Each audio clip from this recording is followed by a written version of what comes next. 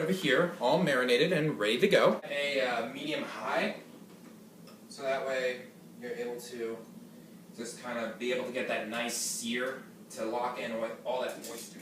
Now what we're going to do is we're going to take our skirt steak and we're just going to go ahead and put it right on the pan. Ooh, just listen to that sizzle. That is the sound that you are doing this right. Whenever you're putting on raw meat onto a grill pan, always have two set of tongs. One of the tongs be the raw meat tongs, and the second tongs be the cooked meat tongs. That way you can prevent cross-contamination and prevent anyone from getting sick. If you want to take a little peek, you can. The usual cook time for a skirt steak for this size would roughly be about 5 to 6 minutes per side. And what I have down here is the apples all melting away. Once the cheese is melted and you feel pretty confident about it, feel free to stop it and just let it coast. It won't affect anything with the apples itself. All you're just letting it do is just keeping it warm. Just make sure you don't open the oven door.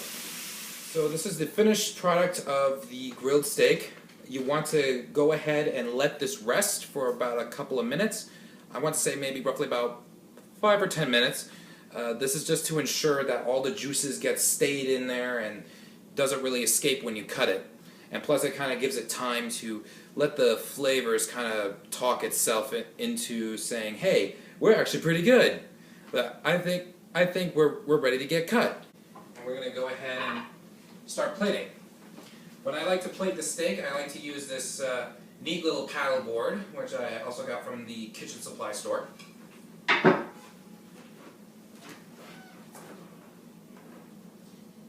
And what I like to do to kind of spruce things up, and if you want to impress your friends at the meetups, to kind of like, ooh, this guy is kind of fancy.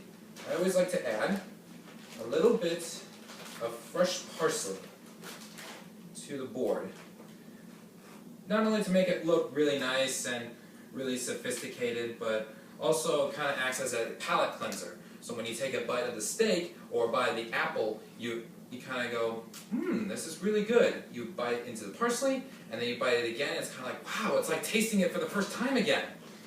Trust me, your friends are going to be really impressed with that. And now we're going to go ahead and take the apples out.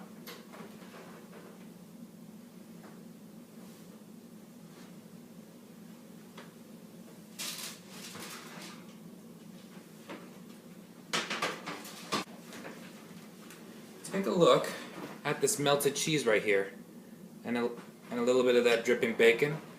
You know you want this. Oh yeah, you definitely want this. Until they invented smellogram, I believe I cannot really serve it to you at the moment. Steak is rested a bit. We're going to go ahead and cut it. And I like to place it on the board here. So we're going to go ahead and take a piece of steak. Now this is always kind of like something I like to call the moment of truth. When you cut into it and you want to make sure that you did it absolutely right. What we have here is a perfect medium, almost on the edge to medium rare. A perfect pink. And I usually like to put out 3 strips per person. Nice little dish if you want to have like something more like a tapas party, which is more for appetizers or just for anything for hors d'oeuvres. We actually have some wine pairings. First off, we have a Majertois California red wine blend.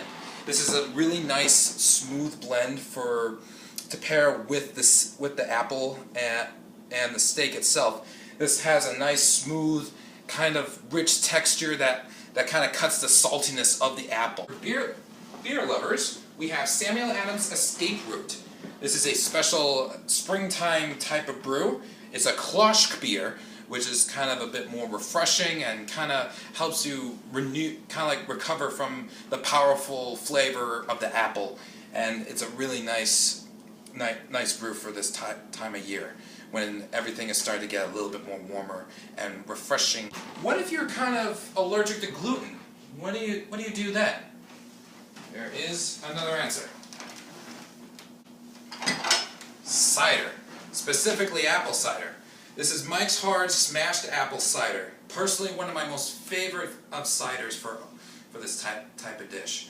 This is absolutely perfect to pair with this dish. It might seem a little bit repetitive, but with this, it is perfect for whenever occasion that you want to serve this in. And I'm just going to go ahead and try one of these pieces.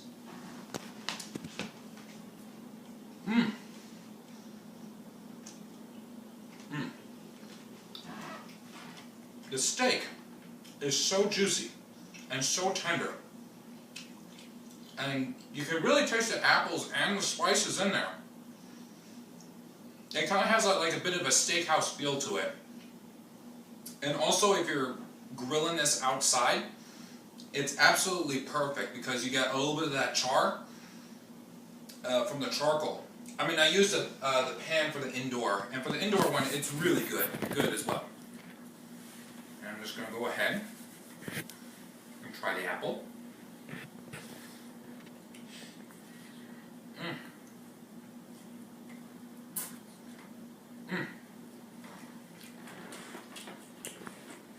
The bacon and the cheese, they're really salty by itself, and the apple really does help when consuming this apple.